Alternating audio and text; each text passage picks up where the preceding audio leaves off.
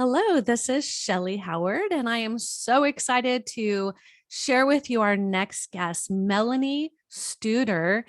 Melanie is a wealth of knowledge, and I can't wait for you to hear about what she has in store.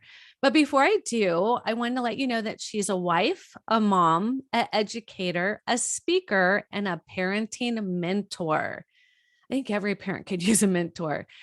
She's the mom of three kids, all in their early 20s, and she's been a teacher of preschool, elementary, and middle school. She's pretty much seen it all. She has a blog, and without further ado, welcome to the show.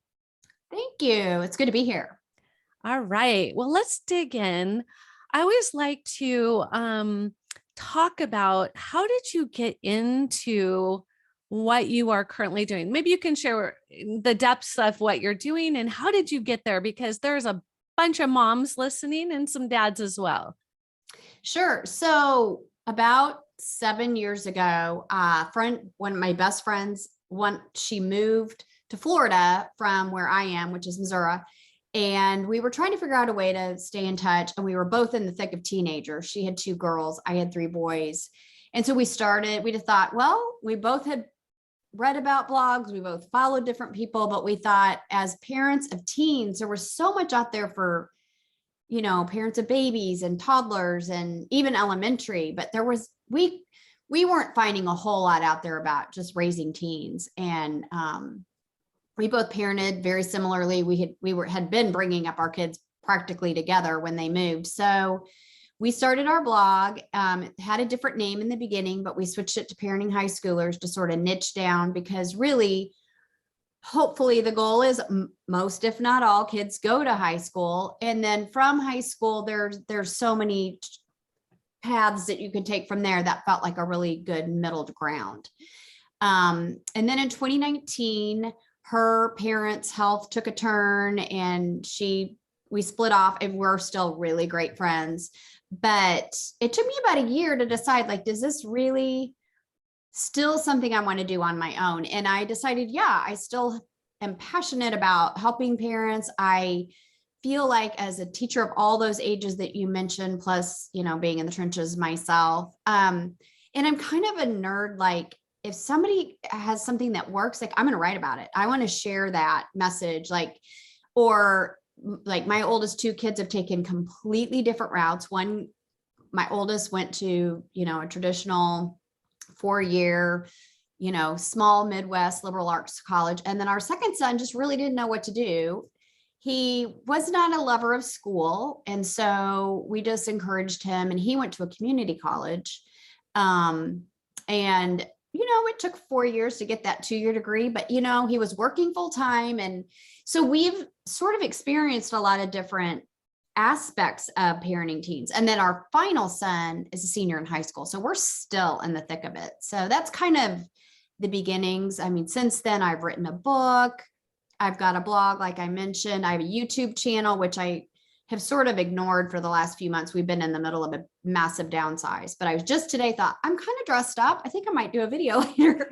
I've got I'm everywhere on social. And so I really am trying to reach as many parents as I can, just because no one has all the answers, but I think together we can combine our knowledge and help more people. So that's where I'm at. So amazing. And, when I read your blog, there was no doubt in my mind. I'm like, she needs to be my guest because our goal at College Ready is to help families get in the best fit college.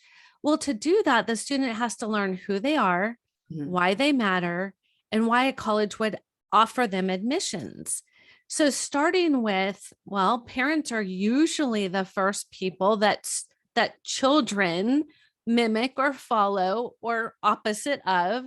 And so it does start with the family and it does start at home.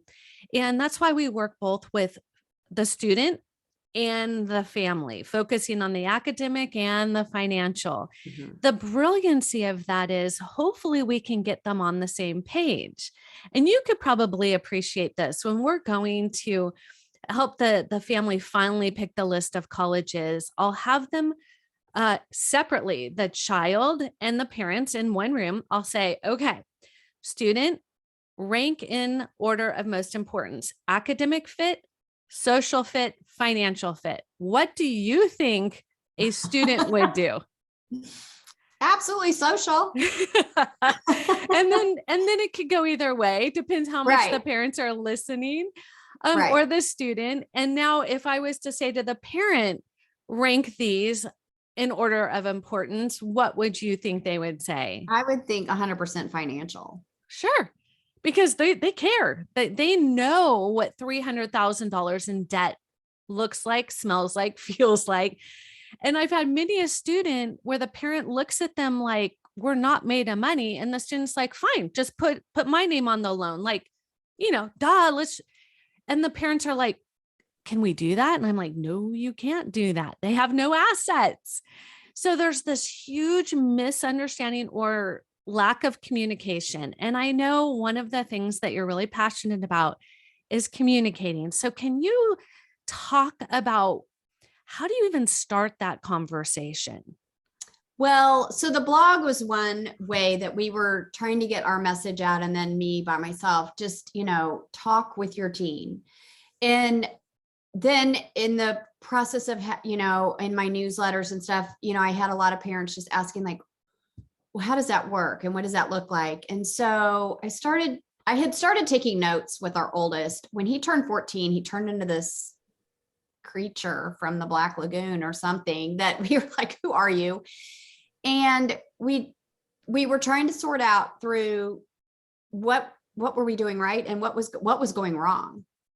And I think what we both discovered together, my husband and I, was that, parenting a smaller child, younger child is, yeah, there are challenges, but we felt pretty good about ourselves. We're like, he's still alive and he's pretty okay. And he's, he was a fun kid. But then, we did, sat back and thought, I think we got this. And that was our biggest mistake, we realized, was that we became hands off. Not that we weren't still, involved in his life, but as far as the conversations and the way we were approaching parenting was, we had just sort of sat on our laurels and just thought we were the best things ever and realized, okay, well, maybe not. And so we started writing notes about, or I did, because I'm the nerd, like, what did I wish that he knew? And what did we feel like was missing in the conversations that we were having? And so as they had been growing up, we had even had a little notebook for each kid, and we would meet with them every 6 weeks when their grades came out, good or bad. We talked to them and kind of what was coming up. And so we thought, you know what, we need to start doing that again. Even though he's a teenager, he still needs us. Oh my gosh, like this dawning of, a moment of intelligence that we're like, how could we not have known that? But you really, parenting teenagers is such a complicated, and it can be really fun, but it can be super horrible too. So with that in mind, we sat him down and we said, okay, you are not in trouble, but we're going to get ourselves in a bunch of trouble, you and us, if we cannot reconnect. And so the way we kind of approached it was tiny baby steps. Like, we're like, so instead of meeting every 6 weeks, we'd really like to meet a little more often, but what if we just pared it down to like 10 minutes? And so we got our calendars out. We're like, so Sunday at 4:00, can you meet with us? And we set a timer. We wanted him to know that he truly was in charge. And we started from there. We just kind of reconnected in the beginning. And then we kind of honed in on what were some things that we felt like he needed to know in 8th grade. What was he thinking about college? Was he thinking about college? What did he think he wanted to do? What were his ideas for a job the following summer? All of those things. So we kept a list in the back of the notebook of things we wanted to cover. And in the front of the notebook, we realized really quickly that we needed to take, or at least some sort of summation of what our conversations were, because a lot of times that next conversation would come up and I guess we maybe occasionally would say, we didn't talk about that, or that's not what we decided. So note to self and all of the rest of you, keep track, because then you could say, well, this is what we decided. And we all signed, and we started having to sign it too, because that was the other thing is, he was very literal, and he's super smart, and he could argue his way out of a paper bag. So we really got with him, we were the most precise. The other two just kind of, we never stopped the conversation. So it never was quite the problem. And of course we had struggles with them, in their own rights, but that's kind of how we started. So if you're in a place where you are not, things are not good right now. And believe me, even though we were doing that, there were still times where it was not good. Mm-hmm. Just remember that you're all in it together. And so just say, hey, do we have 10 minutes? And then there are sometimes once you've been doing it for a while, you could say, you know what, this is a topic we'd like to cover. We might need longer. So could we schedule longer, or could we schedule 2 sessions? And we really made it a team decision. So we weren't telling him. And I think he appreciated that. And I think any teenager wants to be respected. Mm-hmm. They're humans, and they are growing up, and they need that responsibility. So a lot of times we'd let him pick the time and the place, and how long it was going to be. So that's kind of how it all started. Wow, I really resonate with that. As a parent and, working with teenagers the last 15 years, they're all so unique. And I try to help parents understand it has to be custom to that student, because one may need a lot of pushing, some may need pulling, some may need add a girl, add a boy. And so, and then from college ready perspective, we really focus on what are their core values. A lot of times students don't know what's really important to them. And that helps to have conversation with a family. And then, keeping it safe. That's the other thing.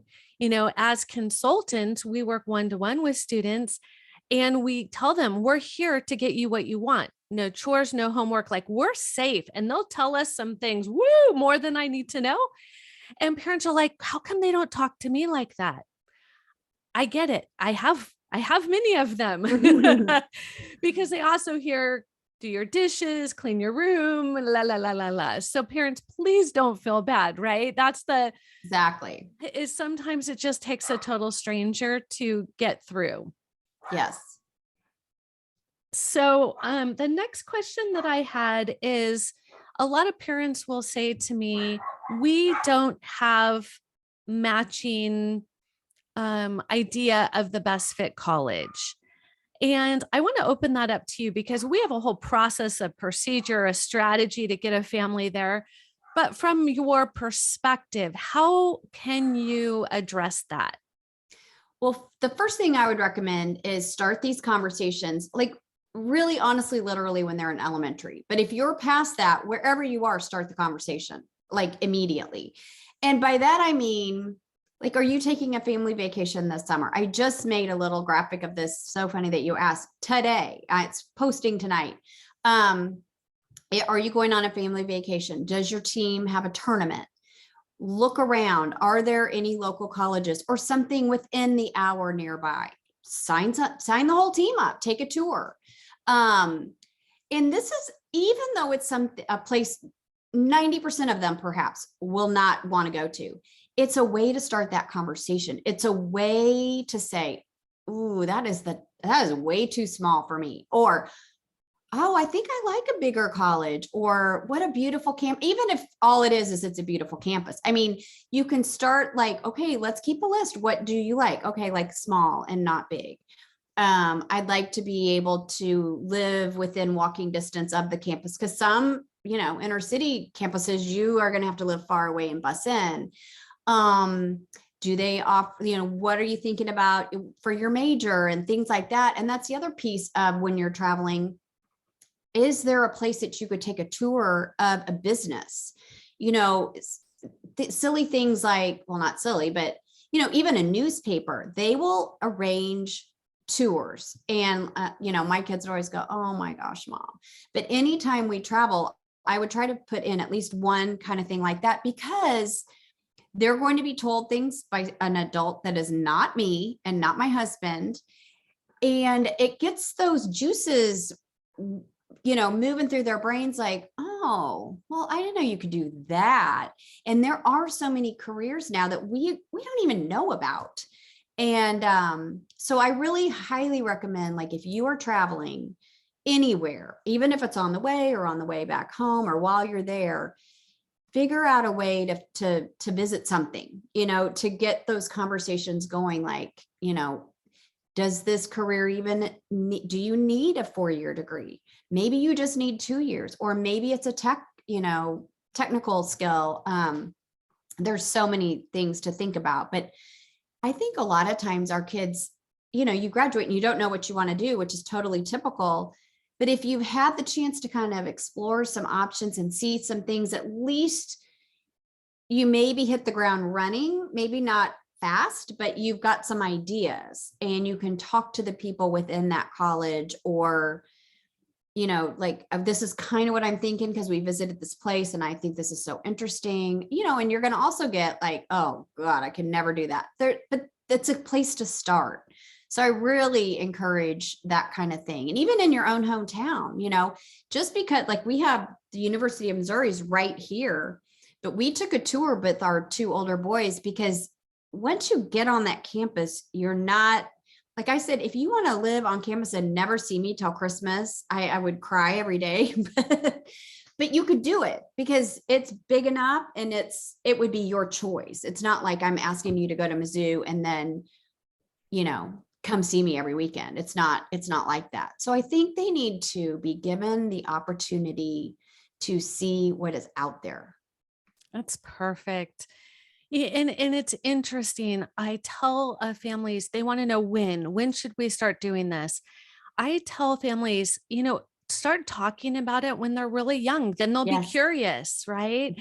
I remember taking my son to Harvard when he was in 5th grade. And it wasn't because I wanted him to go there. We were visiting family in Boston. And I'm like, kind of curious, what is Harvard like? And we went into the big main square and he looked around and he goes, this is awesome. And I'm like, well, it's pretty intimidating for me, but if you think it's awesome, great.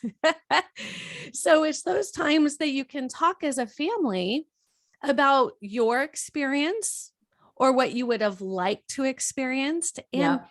it could be as simple as, right, downloading the app to your phone, plugging in, walking around without any big commitment. Yep. And so I think that families sometimes think it has to be like this big event planned out, it doesn't. Where I live, there's hundreds, literally in Southern California, hundreds of colleges, and you can see 4 in a day, very Sure. simply.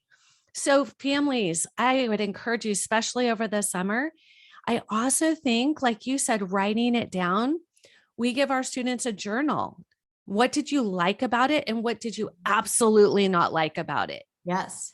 Right? Those And I things are think it's good. interesting to listen to what because, it might be completely different than your opinion because maybe based on your own experience, but you know what? They're not going to college for us or making this career path for us. They need to do what they love. And so you've got to find that middle ground of, okay, what can we afford?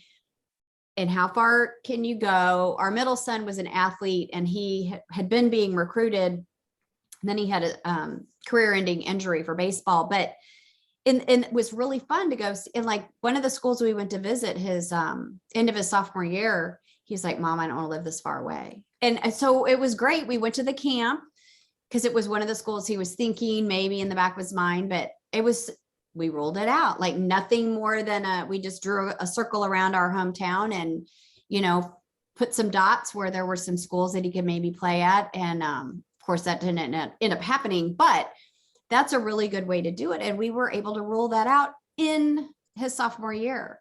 And like you said, when it's the earlier, the better. Like my youngest son my brother-in-law took him and his cousin to lunch one day in Springfield, Missouri, just randomly. And he goes, oh, I've got an errand over here. And they passed Missouri State and they ended up just getting out of the car and walking around. And ever since then, our youngest he loved it, like for whatever reason. So we went and took a tour and he still really loves it. It was just from that random visit. Now, where will he go for sure? I don't know, but Right. You just never know what's going to make an impression. I love that your fifth grade son said that about Harvard. That's so funny. I think I would have been intimidated as well. Yeah.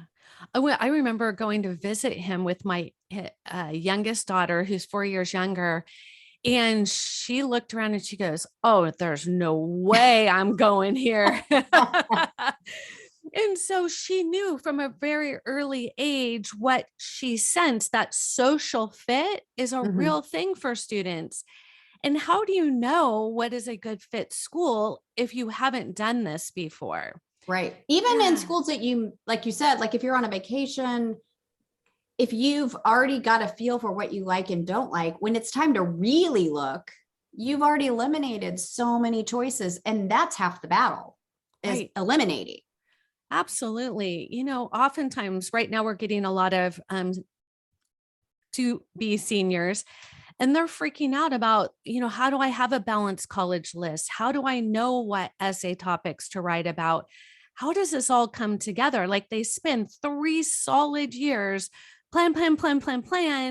And then they're like deer in headlights. Now what? And I just would tell the parents out there, and you might be able to speak to this, not every high school does a good job of finding an academic, social, and financial fit. So, in your, wisdom, how could you share that with families? Well, so I don't know how wise I am, but having been in the education realm of this, let me tell you what those high school school counselors are. And they are all fabulous. I don't care what situation they are in. They are amazing people because their caseload is hundreds, if not thousands, depending on how they divide up. Do they divide up by alphabet or by year or whatever? Their main goal, and I've talked to a number of them as I've researched things, is to get these kids to graduate, period. And so that means they're really working on the kids that are truant. They're working on the kids that are, their grades are horrible. That's where their focus is, because that's the number that the state needs to keep this school accredited. So keep that in mind. Don't rule them out. You can still call them. You can still email them. They are still going to help as much as they can. But I have often recommended to people there are so many college and career readiness counselors such as yourself. There are other ways to get the information you might need. I will say we have 4 local high schools here in Columbia. And I have recommended to a lot of kids, and I say this anywhere you live, look in all of the high school guidance tabs, log into all the high schools. Cause like I know there's like a portal for the city here. And so you can get into any school and then go to their guidance and then look at their scholarships, because a lot of times the scholarships are the same and some are different and some are very specific to that high school, but a lot are not. So you've increased your chances of finding a scholarship by just spreading your search out.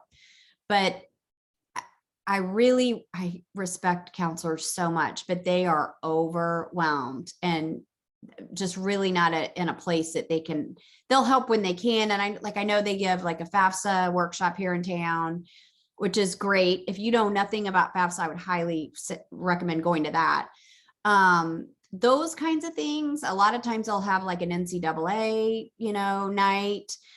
But, if you don't know anything, I would say, look on Shellee's website, look on my website. Like there are people out there putting information out there to help. But it's really hard for those school counselors to do much more than they're just treading water as it is.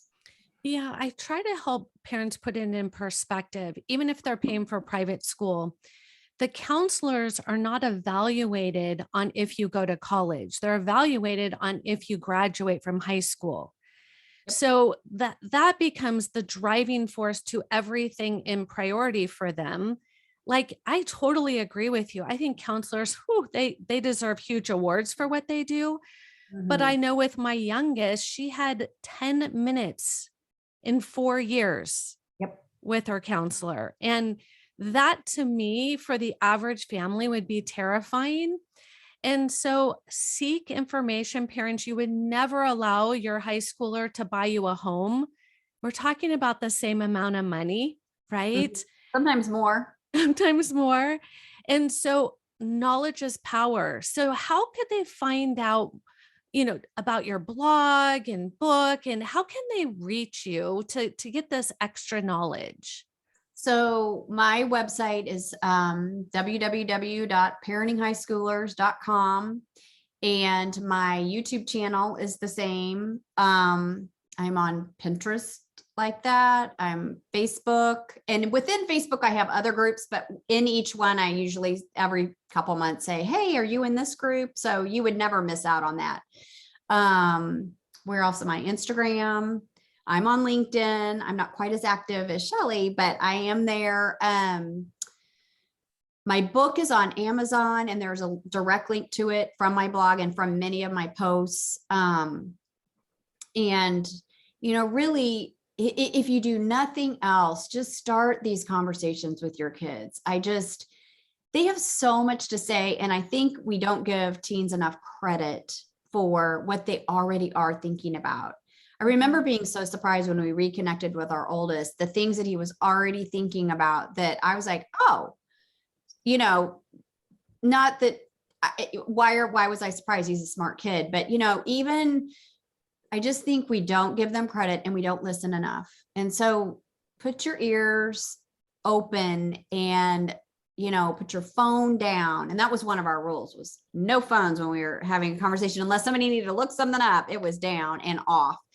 And just really try to, you need to become like a team. I mean, that's really, truly how you're going to get your kids out the door successfully. And it's not an easy task, but people like Shellee and I are out here truly to help. I'm not an expert. I have a bachelor's degree, but I have had 30 years in education, and I've been a mom for 25. So I figure, well, that counts for something. Yeah, absolutely. I think, until you go through it, it's a whole, and each child, right? You So think, different. oh, I made it through number one. The rest, I'm just going to hit duplicate. No. I don't find that to be true. I have, twins in our program. We even have triplets in the program. We meet with all three of them separately, because when we talk to them, one gets upset, the other one gets fired up. Like, it's just, so parents, please know we are here to support you. That is what this podcast is all about. And as always, remember my book, How to Send Your Student to College Without Losing Your Mind or Your Money. It is real, a best-selling book on Amazon. Thank you so very much, and make it a great week. Bye-bye.